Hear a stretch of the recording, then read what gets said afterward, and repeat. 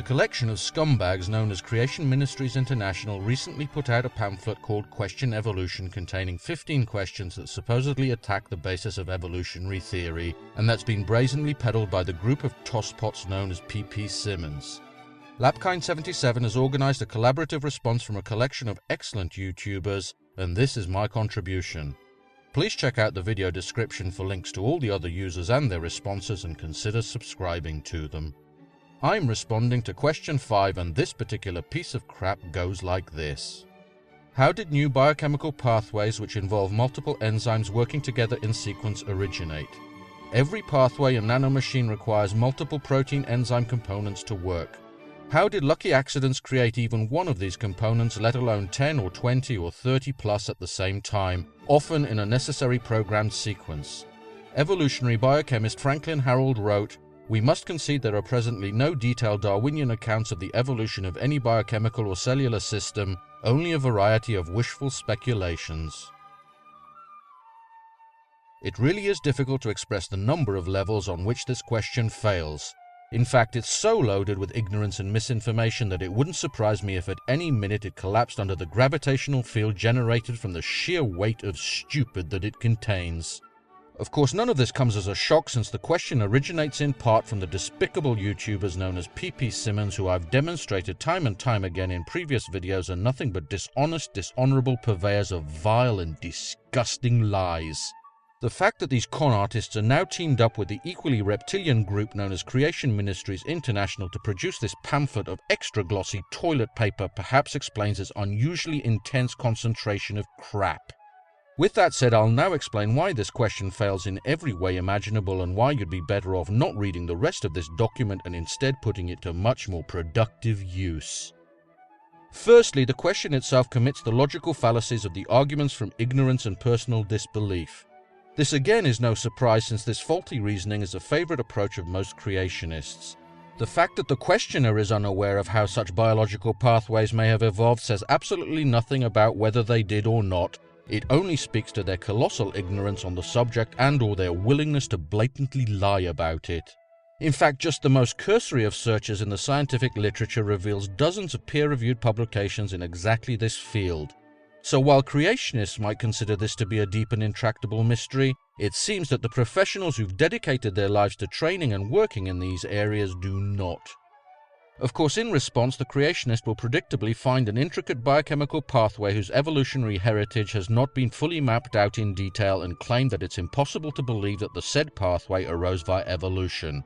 The creatard's incredulity at this possibility once again has no bearing on the truth content of the claim, but again this is a typical creationist tactic. Instead of attempting to generate evidence to demonstrate that such pathways cannot evolve, creationists merely assert that they cannot and expect to be taken seriously.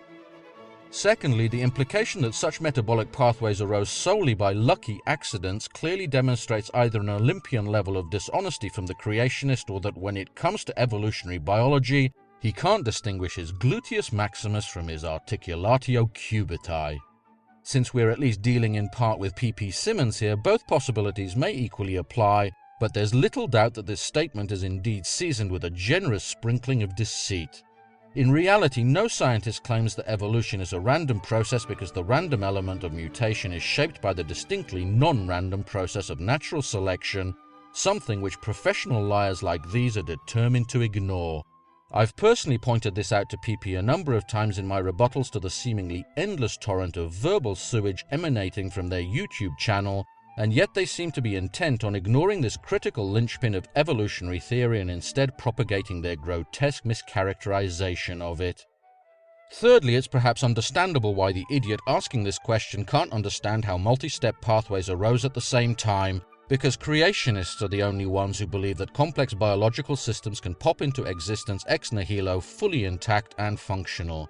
Their inability to distinguish their belief in magic from the tenets of evolutionary biology therefore only serves to highlight the sheer magnitude of their intellectual atrophy. Of course, such systems didn't appear fully formed, but evolved gradually by discrete steps that built on pre-existing metabolic functions to provide competitive advantages to their organisms.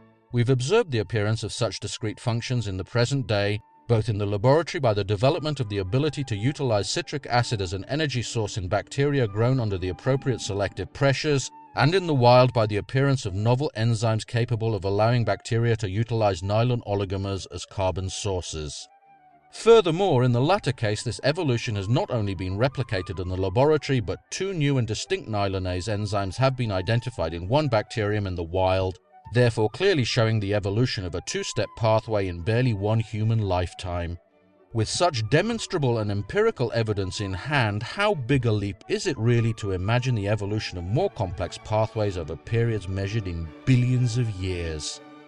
Fourthly, this argument also hints that evolution of sequential pathways is impossible because such systems are irreducibly complex. This argument completely ignores the fact that irreducible complexity is a description of the current state of a given biological system and not its evolutionary heritage. For example, consider a cell that requires two compounds, A and B, from its environment to survive. A new function arises that allows the cell to convert A to B, and since A is abundant and B is not, the cell gains a competitive advantage and the function is propagated in future generations. Imagine now that the cell loses the function to take up B. Since it can still produce B from A, the loss of function mutation is silent and may eventually become fixed in the population due to genetic drift. At this point, the metabolic pathway of A to B becomes irreducibly complex, but of course has not always been so. These concepts aren't very difficult to understand, and yet creationists absolutely refuse to recognize or acknowledge their existence, and instead insist on building their ludicrous straw men and attacking weaknesses in evolutionary theory that simply aren't there. Because at the end of the day, they're simply not interested in the truth, only in affirming their own pre-established and absolutely immovable position. Finally, if you happen to be a creationist with a genuinely open mind or someone who's undecided on the matter, I'd like you to consider the quote from Franklin Harold given at the end of this passage. While at face value it does indeed seem damning, notice that it begins with a lowercase w and yet doesn't indicate any preceding text with an ellipsis. There's a reason for that, and that's presumably because the authors of this deceptive little rag didn't want you to realize that this line from Harold's book, The Way of the Cell, is preceded by the words, "We should reject as a matter of principle the substitution of intelligent design for the dialogue of chance and necessity, but..." This putrid and foul quote mine should quite clearly demonstrate that these individuals are willing to plunge neck deep into the sewage of their own making in order to perpetuate their filthy little lies, and underscores the dishonesty and ignorance I've been pointing out throughout this video. But I don't want you to take my word for it.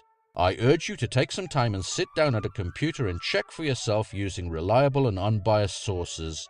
If you do that with a truly open mind, you'll very quickly discover that your God is a lot more impressive than the petty conjurer being peddled by these charlatans who are lying to you in order to propagate their archaic and demonstrably ludicrous beliefs, while quite possibly picking your pockets into the bargain.